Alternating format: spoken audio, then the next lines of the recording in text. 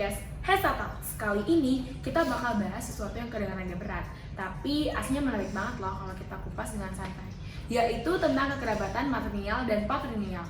Kenapa sih kita harus penting ngomongin ini? Karena sistem kekerabatan bukan cuma soal keluarga doang, tapi gimana cara kita ngatur cara hidup, siapa yang kita anggap keluarga dekat, dan siapa yang boleh yang kita nikahin.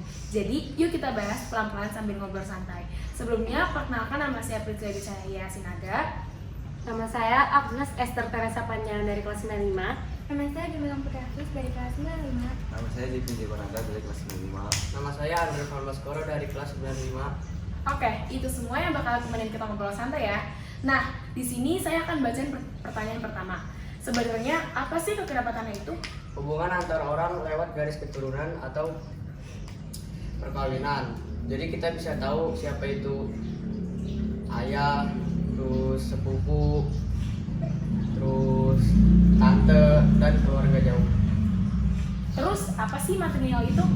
Matrilineal itu hubungan antara orang menghitung dari garis keturunan ibu. Jadi di sistem ini anak perempuan lebih diuntungkan. Berarti patrilineal itu kebalikannya ya? Ya, patrilineal itu garis keturunan yang hitung dari keluarganya ayah. Di sistem ini anak laki-laki lebih diuntungkan.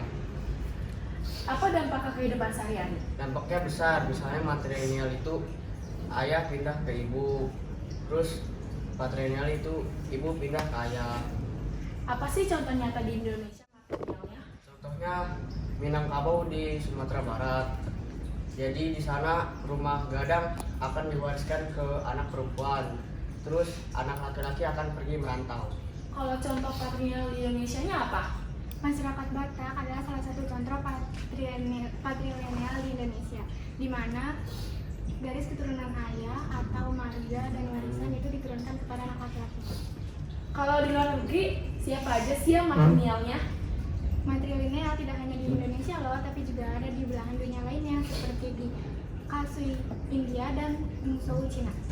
Apa sih enaknya sistem matrilineal buat perempuan? Enaknya itu buat perempuan tuh aman banget, tapi mereka punya hak atas tanah dan Ada nggak sih sisi ribetnya matrilineal itu? ada, karena perempuan itu kalau di keluarga suami itu jadi lemah, Kalau patrilineal kelebihannya apa?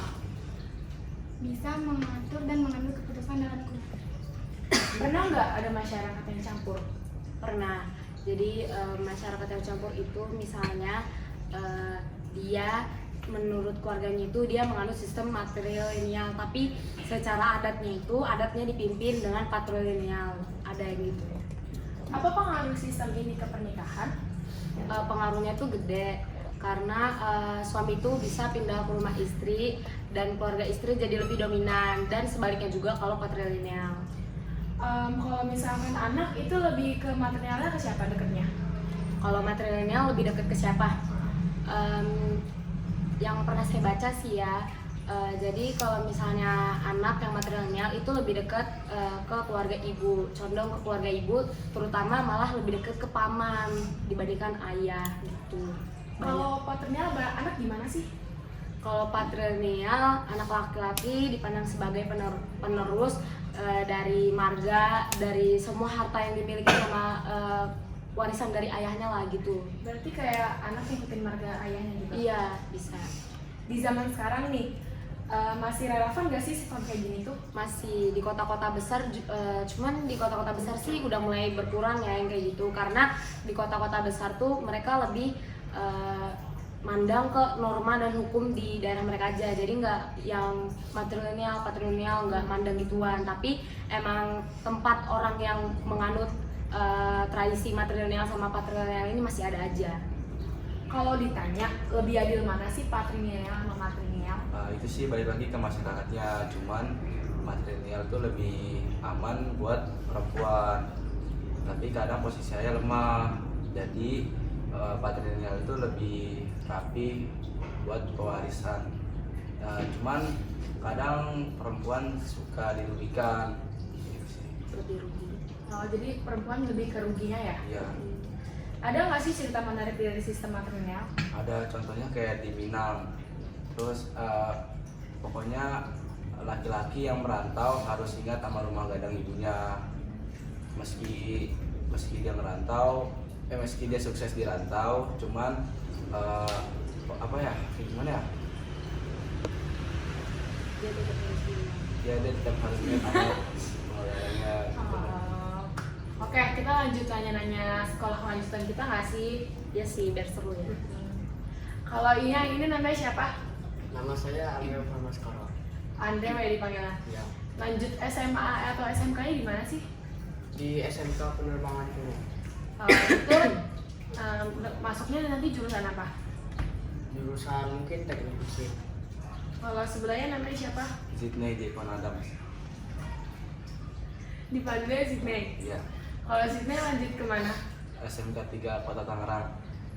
Itu masuk jurusan apa? Tata Boga. Kalau yang ini namanya siapa? Maaf. Gemilang. Tanda serak Gemilang. Masuk SMP mana? SMK 9. SMK mana? 9 Iya, 9. SMK 9. Masuk ke jurusan apa? Farmasi. Ini kita nggak usah pegang-pegang nggak sih, kan ngobrol santai. Iya. Lagi pada kurang enak badan juga. Apa tadi jurusannya? Farmasi atau enggak TLM. PLN itu apa? Teknik Laboratorium Medik. Wow. Kalau yang ini namanya siapa? Biasa dipanggil Agnes. Kalau Agnes SMA-nya di mana kayak sama kayaknya? Aku mau SMA di SMA 5 Kota Tangerang. Itu masuk jurusan IPA atau IPS? Kalau aku sih mau masuk ke IPA ya. Terus kita bahas apa lagi ya? Jalur masuknya nggak sih? Jalur Oh, jalur masuknya? masuk. Jalur masuknya Andre jalur masuk lewat apa? Mungkin non akademik. Apa aja yang dipunyai non akademiknya Andre itu? Bisa dari olahraga sepak bola. Kalau di sepak bola jadi apa? Jadi penyerang. biasanya. Menyerang gimana? Ya penyerang untuk mencetak gol. Dibantu ya sama temennya. Kalau yang ini namanya Zitney. Ya. Non akademik sih masuk ya. Aduh. Lucu banget. Kalau Zitney non akademik lewat apa? Lewat sepak bola juga. Jadi penyerang juga. Enggak, jadi kiper. Apa bedanya kiper sama penyerang? Kalau penyerang itu tugasnya untuk mencetak gol. Kalau kiper itu tugasnya untuk menjaga gawang agar tidak kebobolan. Jadi kalau misalkan yang ini gemilang ya? Ya. Apa tadi jalurnya masuk apa? Bisa akademik sama non akademik. Akademis. Akademik. Kalau akademik yang ini akademik ya? Saya mau nyoba dua-duanya, cuman yang pertama saya bakal coba tuh yang akademik dulu, baru yang non akademiknya. Kalau non akademik lewat apa? Kan aku juga udah sempat ya ikut organisasi gitu kan, jadi ada sertifikatnya juga gitu kan. Itu semoga aja bisa bantu buat masuk SMA-nya. Terus kita ngomongin hobi deh. Hobinya Andre apa? Hobi saya ya Maaf Zitne, pilek ya? Tisu. Hobi Andre apa? ya bisa tergantung dari musim, misalnya musim mancing ya mancing, musim sepak bola ya. Ada musimnya gitu ya, berarti bisa semua nih Ya, hobinya. bisa ganti-ganti. Musim mancing. Ya Dapat ikan apa tuh? banyak sih. Berarti hobi mancing. Ya Apa kalau misalkan mancing tuh biasa mancingnya di mana sih? mancingnya di laut. Di laut itu ditemenin. Ya Oh. Bangga mancing keributan. enggak lah, bukan. Agak freak.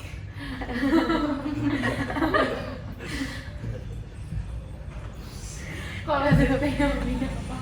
Hobinya kadang main padel, bisa main badminton. Keren ya, gak bisa berubah ya sepak bola. hobinya dari dulu. Iya, Padel banget ya anaknya. padel. Kalau padel biasanya main sama temennya siapa?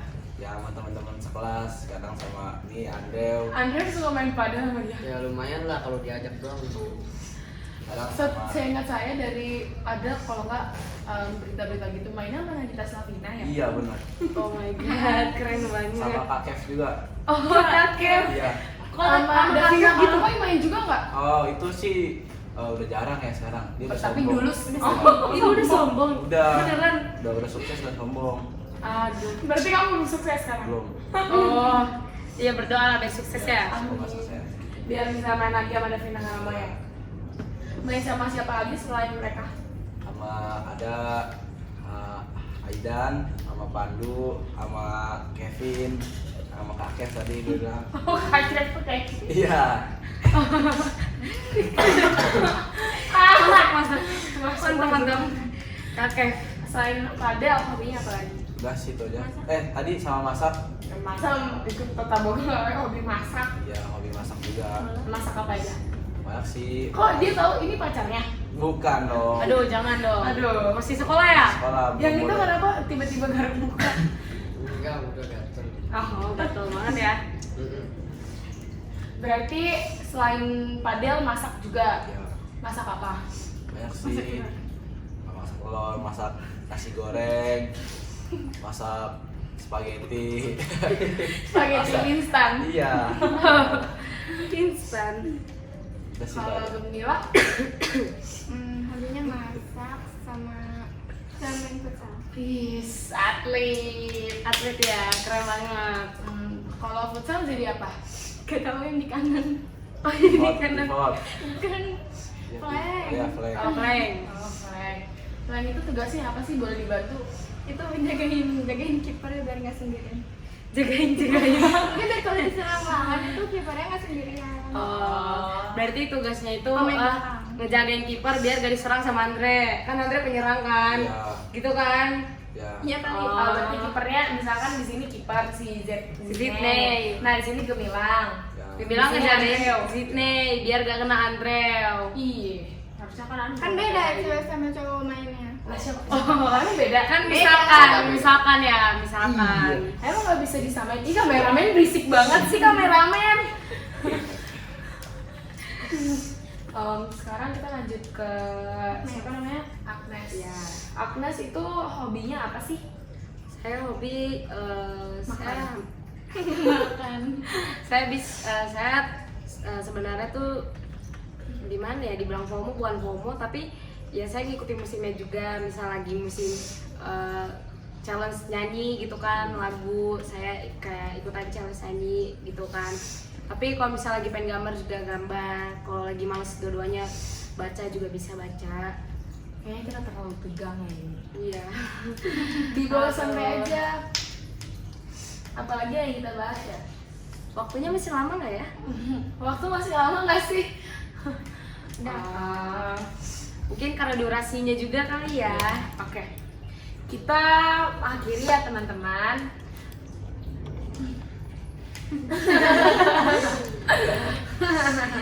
Kabar kakek juga. Nah teman-teman, itulah obrolan kita soal kekerabatan material dan patrilineal. Dari yang ikut garis ibu sampai yang ikut garis ayah, semua punya kelebihan dan kekurangannya masing-masing. Dan yang menarik, setiap budaya punya caranya sendiri untuk menjalani. Jadi buat kita penting untuk saling menghargai dan menghormati. Karena itu bagian dari identitas suatu masyarakat. Sekian dari kita. Assalamualaikum warahmatullahi wabarakatuh. Bye.